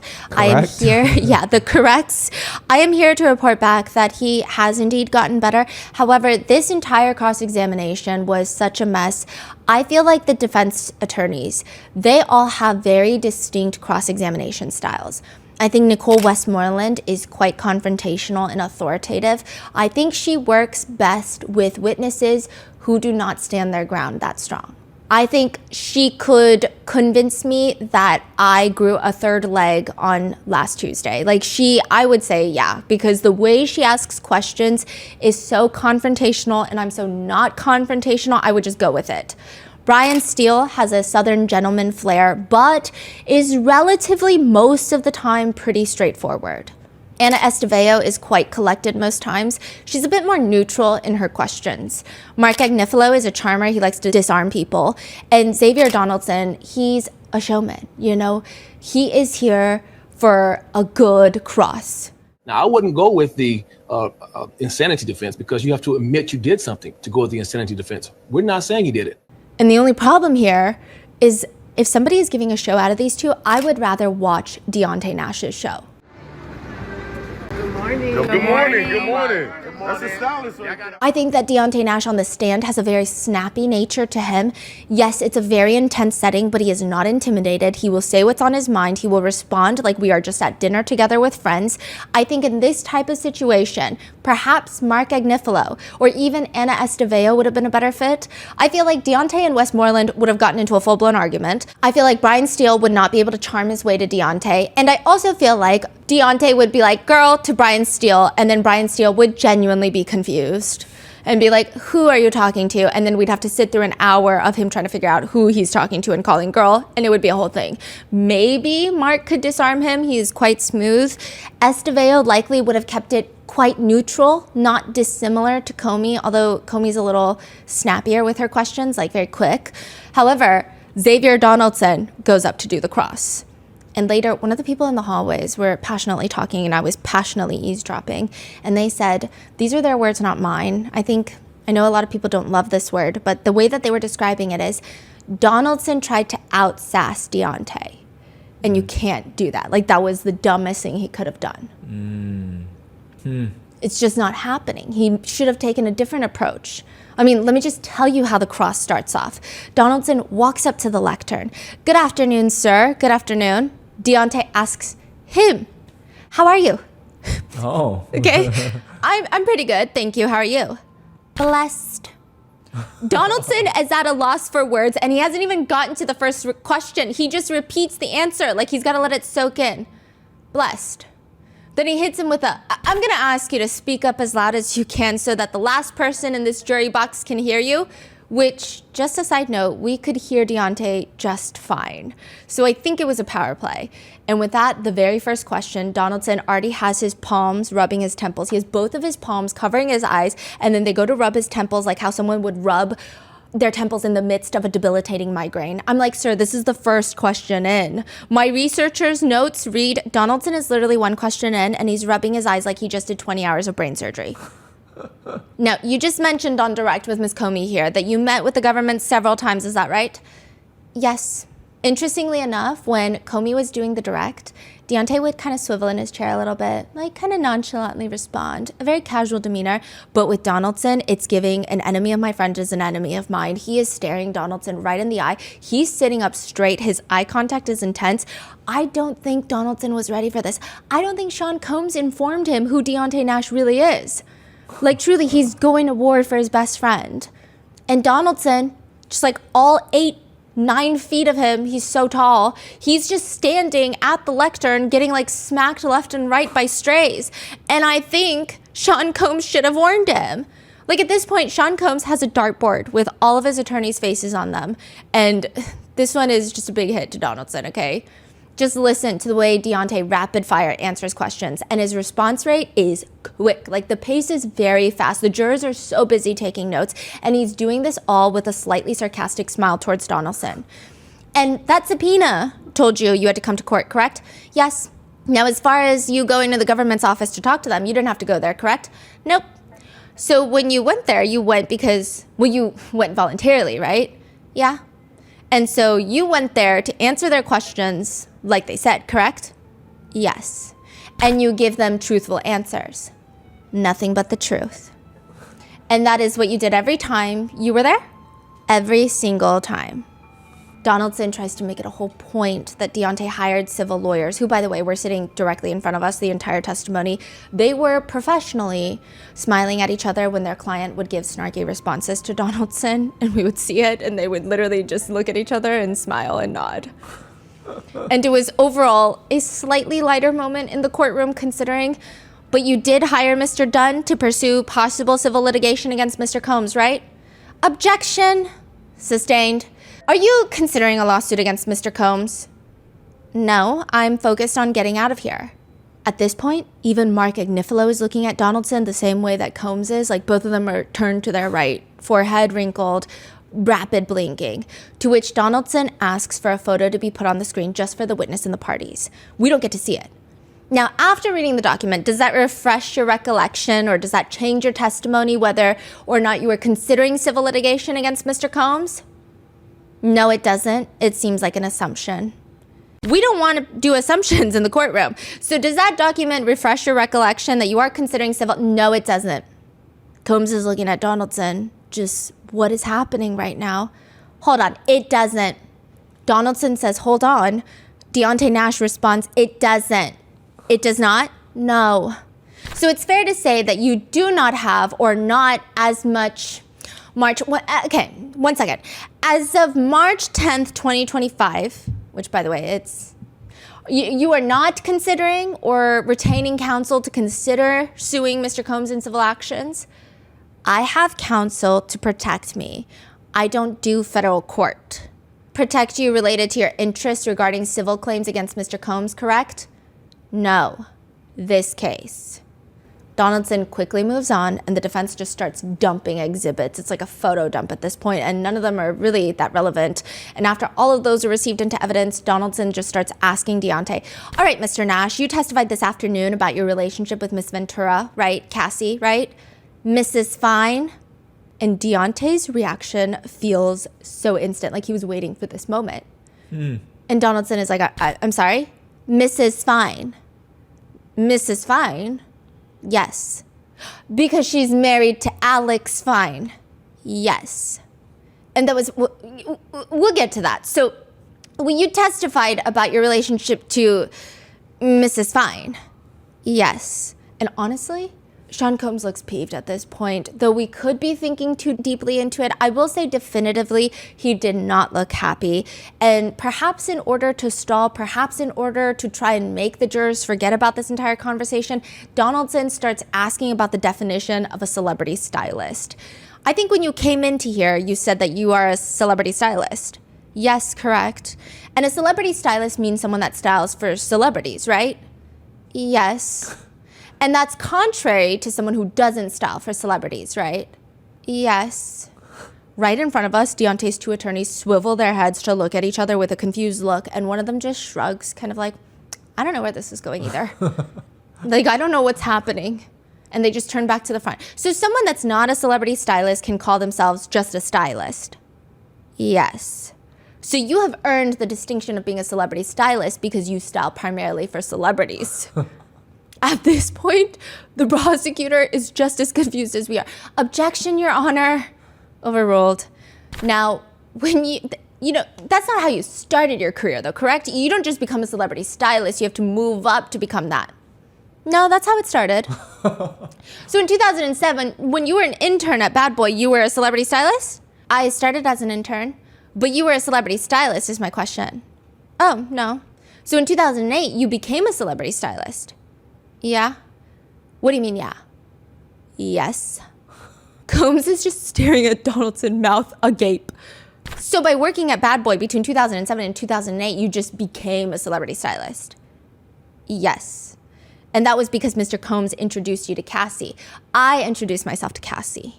You introduced yourself to Cassie while working for Mr. Combs? Yes. This is the feeling of Mr. Donaldson, okay? Don't play games that you cannot win. Deontay is not here to be hee-hee-ha-ha bullied into saying yes or no to questions that he doesn't want to. He's here to fight for his best friend. Like, I just see a best friend rage inside of him. Like, probably more than Cassie. Like, Cassie was... Like, there were so many emotions with Cassie. For Deontay, it gives me the energy of, like, I saw what my best friend went through, and I'm so angry, and my anger is pretty pure because I don't have all the other complicated, traumatic experiences that she might have. So my anger is just pure. Like, he's here to fight. He's not just going to roll over and let the multi-million-dollar defense team walk all over him. But instead, Donaldson, I feel like he cannot help himself. He falls into the power play trap. This is why I thought Agnifilo or perhaps even Estevao would have been a little better, because Donaldson asks Deontay, so it would be fair to say that Mr. Combs or Bad Boy helped start your career as you have now as a stylist, as a celebrity stylist. Would that be fair to say? Yeah, go ahead. I'm going, don't worry about it. Dang. And soon after this, Donaldson just starts like wandering around the lectern again. I mean, the showman in him is like bursting out. Starts wandering while asking. Like, he's starting to face the jurors. Then he's turning all the way to the left to the defendant's table head on. At one point, he takes 3 steps to the left to step out of the lectern so his whole body is in view for Deontay, all like, I don't know, 37 feet tall that he is. And I feel like he just like... he gets put on the worst crosses because every time we run into them in the hallway, Mr. Donaldson is truly a gentleman, perhaps more Southern gentleman than Brian Steele. Very sweet. And I hear nothing but good things about the press members that have actually worked with Donaldson. And I'm like, why do they keep giving him these crosses? Okay, but like, more on that. He starts wandering, taking a full-on sightseeing tour while questioning Deontay. So when you talked this afternoon, about your knowledge of studios and your knowledge of time period, your knowledge of when records get released and your knowledge of who releases records and your knowledge of all of this, you were giving us that information based on your extensive experience as a celebrity stylist, right? Comey stands up. Objection, misstates the testimony, Your Honor. The judge is like, you've got to rephrase the question, Mr. Donaldson. Mr. Donaldson, if you could do me a favor and just stay at the lectern just because the court reporters are having difficulty if you're not at the microphone. At this point, Donaldson exaggeratingly plants his feet into the ground like he's like going into quicksand. And it's like, and then the line of questioning starts taking more detours. So many times I would start a note of like, oh, I think I know where this is going. And then I'm like taking notes. And then it's like, oh, no, we're onto a new topic. It never got to the point where I thought it was going to. A few things to note. Donaldson is very likable. He has a very strong presence. I do think that he has to work against that. Maybe he comes off a bit stronger with his very commanding height and his like presence. Maybe it would be too intimidating. But he just like, he tries to bring personality into it, and everything he does, the only feeling that we walked away, like my researcher and I were trying to put it into words, it's always like, weird argument, but go off, I guess. It's always like, it's not like particularly offensive what he's doing. He's not like harassing witnesses. He's not aggressive and mean. It's just like kind of a weird argument to make, but like, I guess if that's what you want to do. That's the whole cross. As a celebrity stylist, you indicated that you purchased clothes, correct? Uh-huh. Is that a yes? Yes. You also helped them pick out clothing for their weddings, correct? Everyone's like, weddings? Yes. And in fact, as you indicated for Mrs. Fine, you helped pick out her wedding dress, correct? Yes. I glance over at the defense table. Combs looks incredibly stressed. Forehead wrinkles. You could stick a quarter into his forehead wrinkle folds. He's very stressed. He's mouth agape staring at Donaldson. Because what are we getting from this line of questioning? I think what he's trying to get at is that him and Cassie are very close. Maybe he has incentive to lie on the stand. Maybe they got their stories straight. Maybe they talked while she was testifying. Maybe he would lie on the stand for her. I don't know what inferences he's trying to make to the jurors, but all I'm getting out of this is Cassie found the love of her life, someone she wants to settle down and have children with after we saw that hotel footage. Like, what's the feeling I'm supposed to get from this? Like, she found her Prince Charming after all, and she's having like a happily ever after now that the defendant is out of her life. Like, Brian Steele is straight up smiling because it feels like, where are we going with this? He's smiling at the defense table. Even Mark Agnifilo is staring at Donaldson like, I'm just watching this unfold. Same as you guys. This is how I know he's doing those strikes at home. Donaldson goes into a string of questions asking, you know someone named Scott Langston? No. Okay, what about, you know the public school brand, the public school clothing brand? No. Do you know Muriel Solomon? No. Every time Deontay says no, Combs is getting more upset. It just is like a string of no's. Donaldson says, now it would be fair to say that when you worked at Bad Boy as an intern and as a stylist for Mr. Combs and as a stylist for Mrs. What's her name? He's talking about Cassie. Mrs. Fine. Like, it's so clear you did not just forget her last name. Alex Fine was a pretty big part of the case in terms of you guys didn't even want him in the room for a certain portion of the testimony. Oh, you feel like it was intentional? It did feel intentional. Like, I mean, unless maybe he's not that well versed in the case, but like, you could pull anyone from the public and be like, what's Cassie's husband's last name? And they'd be like, Fine. Yeah. Huh. You know? Interesting. You didn't just, like, what's her name? And he's like, Fine, Mrs. Fine. There were other artists that were also signed to the Bad Boy roster. Would that be fair to say? Yes. Who were they? French Montana? Wait, French Montana, the hip-hop person, rap star? He literally says it like Wait, that. What? I know. What? So he sounds like almost surprised? No, I think he's trying to draw emphasis on French Montana. I actually don't know.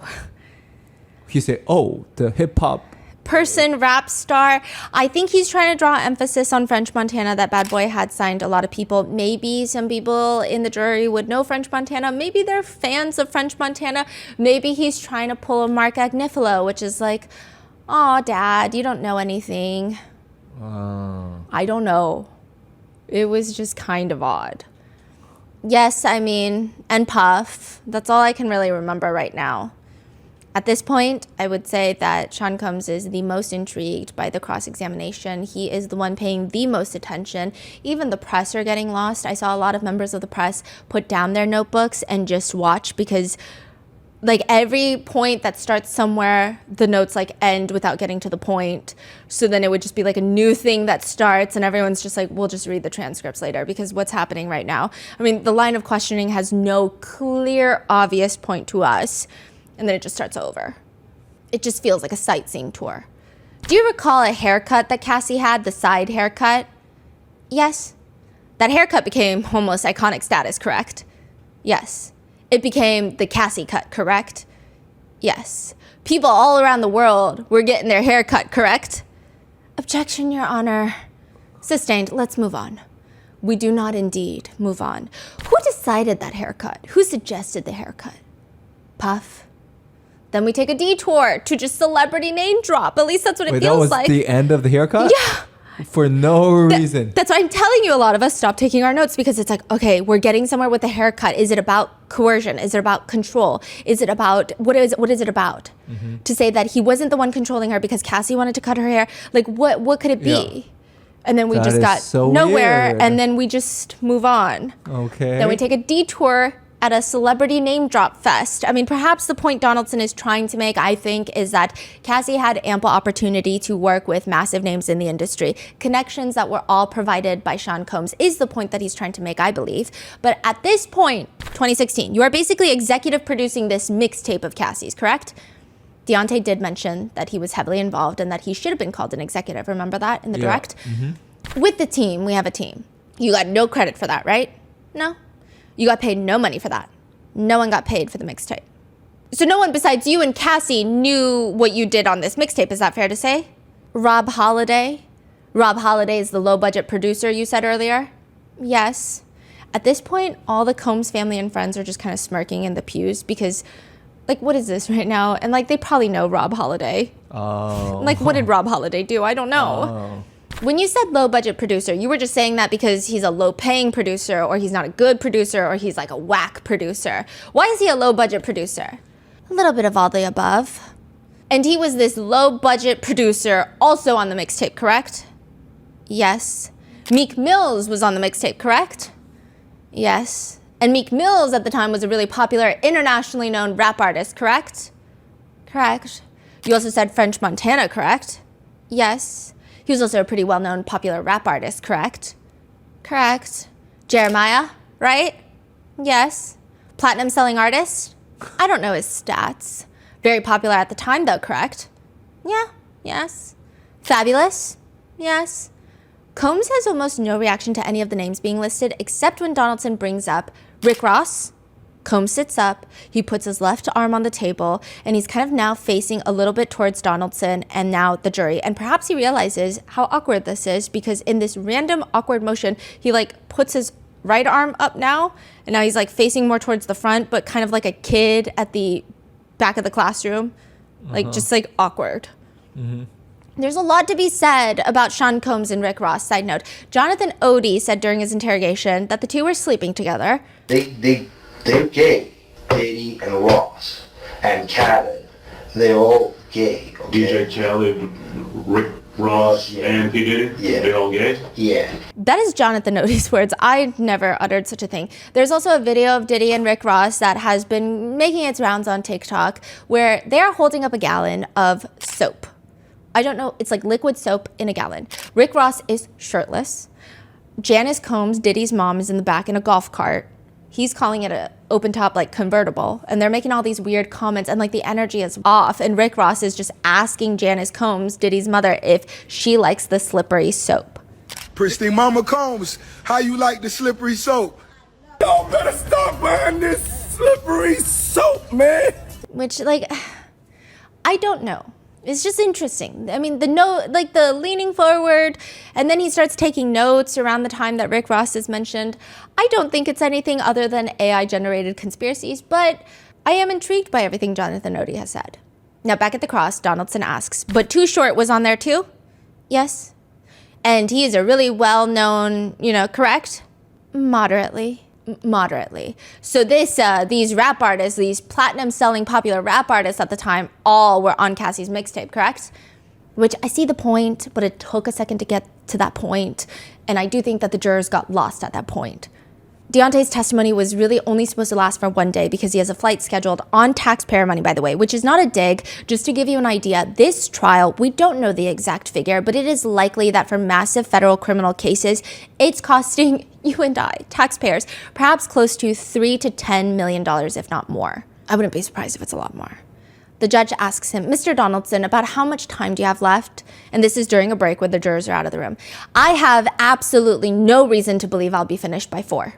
Which is fine. Combs is entitled to a fair trial. However, Donaldson did not mention any of this earlier when the prosecutors were informing everybody about Deontay's flight back out to LA. Even the judge is staring at him like, wait, but did you know that you were not going to be finished by 4 when we had the discussion and I told the jury that I was going to get them out by 4? You should have told me that. We would have let the jury go and Ms. Comey or other folks from the government side could have made the appropriate arrangements given that there's a flight later today. Respectfully, Judge, is this a late-breaking development that you now think you won't be done by 4? Judge, respectfully, I tried to do what the court and Ms. Comey was considering, which is to try and get finished by 4. After going through what I'm going through, I'm telling the court that I do not think I'll be done by 4. I understand. Look, you should ask the questions you need to ask. My only request is moving forward, just let me know because I don't want to tell the jury something and then have them leave. I don't know, when they think that they're going to be here, we can finish something up, I let them go. I want to be able to give the right instructions to the jury in the future. Anyone from the government side, any response or anything regarding scheduling that we need to know? Ms. Comey stands up. I'll work on rebooking the witness's flight, Your Honor. I'll note that this witness does not seem to be fighting Mr. Donaldson. He seems to be answering the questions. I think many of the questions are repetitive and covering the same territory over and over again. I'm hoping we can be more efficient. The judge says, you mean how would you define stylist? And everyone starts giggling. So the judge was like, what are we doing here? Like, we're staying till 4 for this? Yeah. Exactly, Your Honor. All right, so let's go to 4 and then we'll take a break. And then on the break, the only thing is we do need to move this along. Maybe we can use the break to make sure that we're being as streamlined as possible. So during the break, there's a brief huddle with Combs and his attorneys. Combs looks like the football coach trying to motivate his team. And then he glances back at Justin Combs, his son, who gives him a thumbs up. And I wrote in my notes, sir, don't lie to your dad. Like, that's crazy. That's not what's happening right now in the pews. It's not what we observe in the jury right now. But I guess, sure, thumbs up. Maybe it's like, hee, I don't know. Or maybe this is all a stalling tactic. Maybe this is all part of a greater chess move that I am too dumb to even recognize. I don't know, but it wasn't giving thumbs up. Another thought that we had was that this was a scare tactic for Mia, which is the second victim testifying in this case. And she was actually in the courthouse. She was supposed to start her testimony right after Deontay Nash. But we didn't even get to her that day. So maybe it was a scare tactic. I don't know. It was so confusing. The cross was so confusing. We thought of all these crazy things. Oh, maybe that's another... We're like, there's got to be a strategy because what was that? If there's no strategy, what was that? After the break, Deontay Nash walks back in. This time he's wearing a big bomber jacket. Diddy's entire family watches him walk down the aisle. Combs is popping what appears to be a cough drop in his mouth. Deontay sits down and the judge looks at his new jacket. It's not just you. It is freezing in here. It is freezing in here. I'm like, how are y'all doing this every day? If you thought that things would get better after the break, Donaldson leans forward into the mic. Mr. Nash, welcome back. Thank you. You're welcome. Nice coat. Thank you. You're very welcome. What size is it? Not your size. And everyone, I don't even know why he asked that question. Yeah. Everyone starts giggling. That's the right answer. You got the right answer. I just want to ask you a few more questions about the stylist part. I'm just going to go really quickly. Donaldson asks questions about whether or not Sean Combs would naturally have the last say in the artists of their label about stylistic choices, considering its entertainment business. AKA, Sean Combs did not have any special control or force over Cassie. It's just part of Hollywood that as the label owner, he would have to approve of what she wears, how she dresses, and not as her boyfriend. But Deontay says, no, Sean Combs had control over Cassie. The other artists, not really. Who would be the final decision maker? Most of the time, the artists kind of did their own thing, but they would send it to Mr. Combs or someone to get some type of consultation in the decision-making. Would that be fair to say? Not that I know of. Some of them look terrible. The jurors giggle again, and some of them are glancing at each other like, this is crazy right now. The ones that you did, they didn't look terrible. Yeah. Donaldson abandons this line of questioning and moves on to perhaps hint at the idea that maybe Cassie and Deontay have been talking about their testimonies, getting on the same page. That's the hint that he's dropping. I'm not saying it's true. That's what he's trying to drop, but it kind of backfires. Now, as far as Cassie is concerned, she's your good friend, best friend. When is the last time you spoke to her? After she had the baby yesterday? Tell her congratulations. And he's more so telling everyone in the gallery. Oh, you're saying congratulations, or you're telling me to tell her congratulations? He's like, no thanks. Like, you don't go tell her congratulations. You're crazy. There's a few gasps. Combs, from his side profile, he does like a subtle nod, but it appears that his jaw is clenched. And like we can tell because usually his default is that his mouth is slightly ajar, but it's like clear that his jaw is clenched. And it just, in our personal opinions, it looks like he's trying to watch his face because, of course, everyone's going to be looking for his reaction. Even the judge butts in. All right, let's keep it going. The last time you spoke to her was yesterday? Yes. And before that was when? Probably the day before that.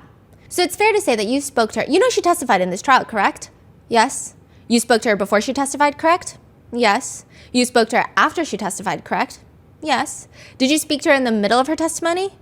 Not really, no. You say not really. What does that mean? Did she call you? Did you ask her how she's doing? How she was doing, but more like her clothes stuff. And Marnie handled most of that because she was here in New York. And so you spoke to her about what clothes she should wear while she was testifying. Is that fair to say? Yeah. Donaldson takes off his glasses. Because Cassie is one of your best friends. You were helping her pick out the clothing that she was going to wear to come to court, correct? Correct. Because again, she's still an artist, entertainer. So it's important how she looks, correct? The feeling is he's making it seem like, the point that I got was trying to make it seem like Cassie is vain. She's a performer at the end of the day that wanted to do anything to excel her career. Perhaps even possibly draw a conclusion and connection that if she's a performer, was she performing while she was testifying? Was this all a performance? Like, it's just, it's not a good look. I don't know how deep this like rabbit hole could go down. Maybe it's just, hey, jurors usually don't like vain women who care about their clothes a lot. Maybe it's that. But Deontay shuts it down as quickly as Donaldson brings it up. Oh no, that wasn't why. You wanted to make sure she looked good coming to court. No, she couldn't fit anything. She needed clothes. Because of the pregnancy. Yes. You wanted to get the right clothing for her pregnancy. Exactly. You wanted to pick out the stuff that fit her for the pregnancy. Correct. So again, that didn't go anywhere. No, and I feel like the jurors were... I think that even if you watch the internet reactions, I think that Cassie is a more polarizing witness in this case. I think depending on a lot of the biases that people have going into this, some people think that she's a gold digger. She knew what she was getting into. And like maybe those people exist in the jury. Who's to say? I'm not in the jury, right? But just there, when I was watching their reactions to Cassie's testimony, there were some times where it felt like the jurors were not as receptive of her, or where they didn't like certain things. It seemed like they really didn't like her intercontinental lawsuit. It didn't seem like they even liked her lawsuit against Sean Combs, where she got $20 million as a settlement. It's like these things, you could just kind of sense something. However, with Deontay Nash, the way he talks about Cassie, he makes her less polarizing. Because it's just like a feeling of like, if I have a best friend who is... doing all of this for me, like I should be doing something right. Like he just makes her a lot less polar. I don't know if that's making any sense. Makes sense. Yeah. And just the way that he's talking about her, smiles when he sees her picture, like it feels very genuine. Now, Donaldson, in what feels like a last resort, just takes the role of a Fed. My researcher writes, "Sir, are you a narc? What is happening?" Now, we also mentioned yesterday that you had met with the government several times, correct? Yes. Too many times to even remember, correct? Yes. On the few of your meetings with the government, did you arrive at the meeting before smoking marijuana? One of them, Marine, cut it short. Marina's Marine Comey. Because of what? She said she wanted me to have a clear mind. So you went to the meeting and you told her that you were high at the time? Yeah, I didn't say high. I said I'm smoking right now. I didn't say I was high. I'm sorry. So you told her that you were smoking. Well, not in the meeting, before you got to the meeting. Yes. And then Ms. Comey told you need to stop the meeting because she wanted you to have a clear mind. I don't know where this went. That was it. And then he later asks Deontay Nash about another party. You said that Cassie was super high, correct? Correct. And you said that Mr. Combs was intoxicated, correct? Correct. Did you get Cassie super high? Excuse me? And both of Deontay's attorneys are staring at each other like, what the hell is happening right now? One of them even shakes their head in disbelief. Did you give? No, I did not. Then he starts talking about the Revolt conference, which is when Cassie saw a picture of Combs with Gina, the girl that he told her she didn't have to worry about. Well, Donaldson is asking Deontay about it, and he's trying to describe Revolt. Donaldson says, and when we say Revolt conference, Revolt is, I guess, professional web. It's and he's like using his hands in the air. It's owned the. Diddy is looking at him like, you don't know what the Revolt is. Like, he genuinely looks offended. It feels like forever before Deontay pulls him out of his misery. It's an entertainment conference. Entertainment company? Conference, the Revolt conference, yeah. It was owned by Sean Combs, correct? Correct. Eventually, Donaldson leads up to the idea that perhaps Deontay was the one that sent Cassie a picture of Combs to show that he was with Gina while she was in South Africa. And Deontay responds, oh, no. You're not putting this on me. That was another stylist named Icon Tips that texted her and said, oh, girl, you look good coming out the car. And she called me and told me, girl, is that girl Gina there? So Icon Tips thought it was Cassie coming out the car, but it was Gina. At that point, the jurors, the press, nobody can even try to keep a professional face. Everybody's grinning. The press don't even really know what to write at all. There's just lots of rustling. Even Diddy looks confused of like, I don't know what my reaction's supposed to be. He's just blinking. And so you told her at this point in time, listen, I could hook you up with Michael B. Jordan, correct? No, that wasn't you? No, that's not how it happened. So you said that you set her up with Michael B. Jordan, correct? Yeah, but that's not how that happened. At this point, Combs' close childhood friend, who is like one pew diagonal from us, in front of us, he starts mouthing kind of comically to no one in particular, like, what? And he's like looking around. And I'm like, I don't know either, sir. You tell me. At one point, Donaldson calls Michael B. Jordan Michael Jordan, and Deontay snaps Michael B. Jordan, not Michael Jordan. Yeah, you want to get that right. Oh, Donaldson goes on to ask about others that Cassie might have had a relationship with. And this is supposed to be a moment where it's like, see, jurors, see, Cassie is having all of these relationships. She's not coerced into anything. Look at her cheating on Combs. It's just a toxic relationship. Cassie was in a relationship with Andre Branch. Deontay looks confused. And then he responds, the cute football player. Everyone starts giggling, and one of the jurors is chewing on their pen tip like, this is the best thing I've heard in the whole world, like the best tea I've heard in the whole world. Yes, the cute football player, yes. Oh yeah, but I never met him. But you were aware that Cassie was in a relationship with Andre Branch, correct? Yeah. Are you aware of a person named Brandon from the NFL? No. Combs wrinkles his eyebrows and starts writing on a Post-it that is now going to be teleported through the attorneys to Donaldson at the lectern, but before it gets there, Donaldson corrects himself. I'm sorry, NBA, not NFL, NBA. Still no. Still no? No.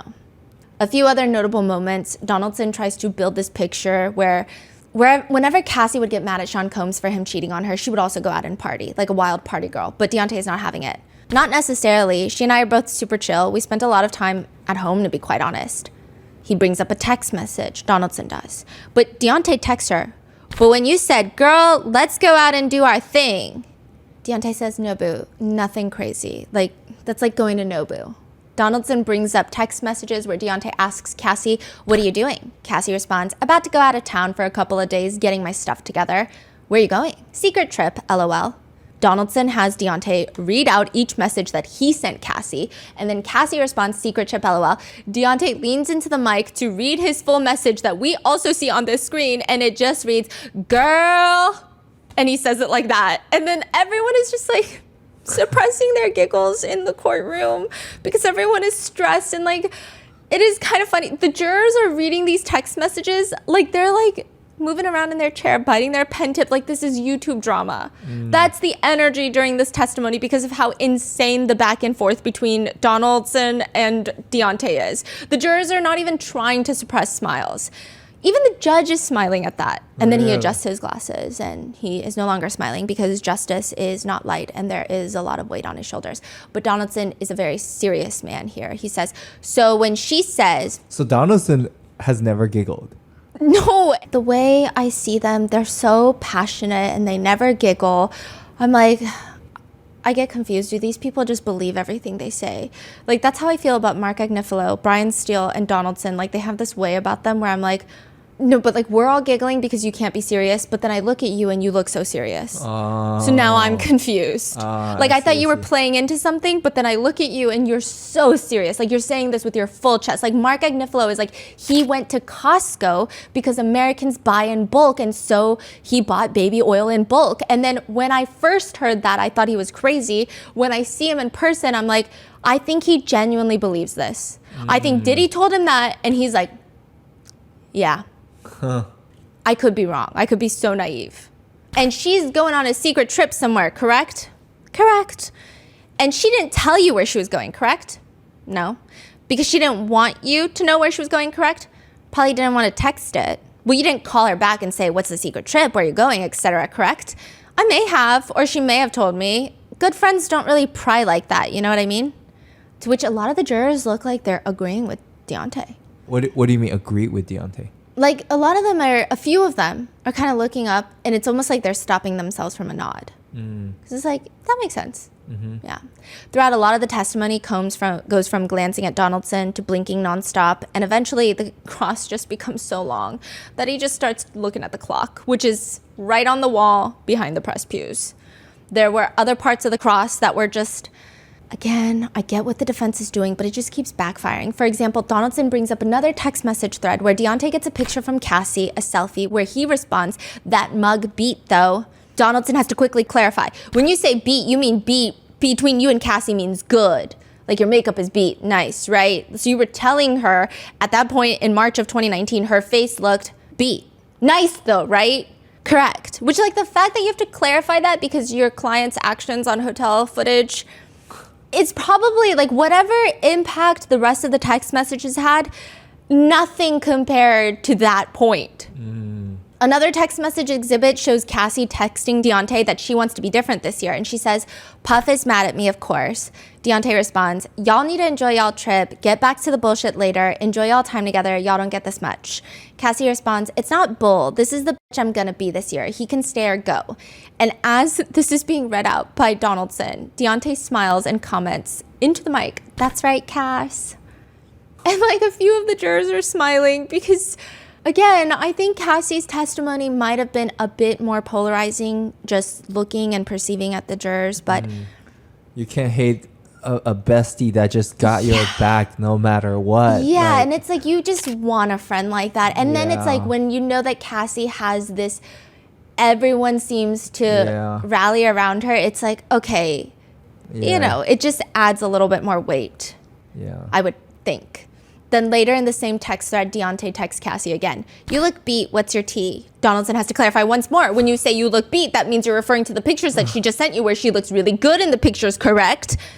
Oh yeah. Again, not the best look for the defense, which I get it, weird argument, but okay. The point of the whole text, though, is this part where Deontay texts Cassie, girl, you always on vacation. To which Cassie responds, I know, God lets me because I put up with a lot of BS. Basically trying to show the jurors that Cassie was in a relationship with a clear exchange. She was also getting something out of it. However, again, that kind of clarification of the face looks beat, the impact is kind of lost. In another part of the cross, Donaldson clarifies, I believe you said in 2013 outside Cassie's apartment, he told Cassie in front of you that he would leak her videos, is that right? And I think this is the same conversation where he said to you, you and Cassie take a broke ass home and ride to the sunset. Yes. You and Cassie went back home after that, correct? What do you mean? You went back after he said take your broke ass home, you and Cassie left, correct? Yeah, we rode out into the sunset. Yo. What is going on? I don't know what the whole point of that one was either. In another moment, Donaldson brings up the 29th birthday party for Cassie, with his main question being, if you had seen Sean Combs being violent towards Cassie, your best friend, why would you still want him to come surprise her for her birthday? He then called you when you were at the restaurant and said he was coming over, correct? No, he was there when we got there. He was in Miami. He called me from Miami and asked if he should fly and come. Sorry, he called you from Miami and asked if he should fly back from Miami to come and attend this birthday party. Correct. He flew up from Miami to attend the birthday party, correct? Correct. Did you tell Cassie he was coming? No. Because you want Cassie to be surprised by her boyfriend who is coming up to see her for the birthday party, correct? Who wants to be the person that tells somebody the surprise? Which again, almost everyone is kind of nodding because it's like, I get what Donaldson is trying to say. Like, if you saw him be so violent and so terrifying, why would you want him to come to her birthday? But also at the same time, like, Deontay has a very fair point. But the defense does what the defense has been doing, which is showing messages between Deontay and Combs from the past few years where Deontay is nice to Combs, which I feel like in the direct he was pretty straight up about it. Yeah. One message is from 2019, so this is after the breakup, after Cassie starts dating Alex Fine. It's from Deontay to Combs. Sending you my love. Combs respond, yeah, right. We was fam, disappointed, still got love, all good. Wait. Combs said that. Yes. We were family and yeah. I'm disappointed, but I still got love for you. We're all good. Okay. And so Deontay responds, Puff, don't do that. My love for you don't have nothing to do with anything else. Combs responds to Deontay, nah, the trainer in my Soldier Boy voice, damn, could have given a heads up. The trainer, question mark, shaking my head. And then there's laughing emojis. And then there's no response. So Combs texts Deontay back again. Oh, now you quiet. We'll always be cool. No love lost. Love you, girl. Black heart emoji. But on a real note, how is she? Please make sure she's all right. And if she ever needs me, make sure you call me. Then another message in which Deontay asks to see the full message. Is there a way I can see the whole message? No. Sorry, I'm not just being... This is just the evidence we have right now. That's Donaldson. He has Deontay read the message to Combs. I love you, brother, and anything you need, I got you. But the main point being, Cassie never told Deontay about not wanting to do freak-offs, and all this was happening behind the scenes, and Deontay is still talking to Combs with love. You deeply care for Cassie, correct? Correct. And you have deeply cared for her for about 15 years, correct? Correct. But you understand, though, for a significant part of that time, she kept major secrets from you. I kept some from her. We don't have to tell each other everything. But you do acknowledge she kept major secrets from you, correct? Same. Correct? Yes? Okay. And I don't know if it's just the way the line of questioning took place and Unraveled. It kind of made Cassie's story sadder. It didn't feel like she's hiding this from you because she loves it. It just kind of felt like she couldn't even tell her best friend. Yeah. And then she had to tell the world. So it's just kind of sad. Like, that was the feeling. Like, it didn't give what I think they wanted it to give. In the redirect, Prosecutor Comey brings it home. Why did you always have concerns for Cassie's safety if she also told you that she was happy at times with Mr. Combs? Because it can go from happy to chaotic in a split second. And when it went from happy to chaotic in front of you, what had you seen happen? Him be violent. What did you hear him say at Cassie's apartment that Cassie was going to do that night on her birthday? Your girl, you're going to get some dick tonight. What did Cassie tell you the same night about whether she wanted to go with Mr. Combs to a hotel? She didn't want to go. She wanted to hang out with us. And with that, there is no recross. So Comey is really good at just like boom, boom, boom, boom, boom, and then just clears it up. Comey is incredibly sharp. I think she's like, the way she communicates is insane. I think she could teach 25 master classes on communication. She's effective. She's to the point. She knows exactly what the jurors need to hear afterwards. I don't know how she does it. I don't even know if this is something you can teach people. Wow. And with that, there is no recross, and Deontay Nash is dismissed. On his way out, he passes Xavier Donaldson at the defense table, and he leans down and he whispers something with a smile. We couldn't hear it, but I imagine, because my researcher and I were like, okay, the vibe is this. Well, that was fun. Let's do it again sometime. Like that, if I had to bet money, I would bet $10 it was that. Like, that's the vibe the whole cross was giving. It's like this very sarcastic, like, I'm not going to be rude to you, but I don't like you. Yeah. And Cassie's my best friend. Wow. And with that, he walks away. He ate it up. The jurors loved him. Wow. Yeah, I don't know if they loved everything he was saying, but they were having a blast. And I think it's like only natural if someone's making you laugh that frequently, you generally have a positive feeling towards them. Was there a lot of like auditory? Yes. Like, wow. This was probably the most giggly day. Like everyone was just giggling. And it was just nonstop.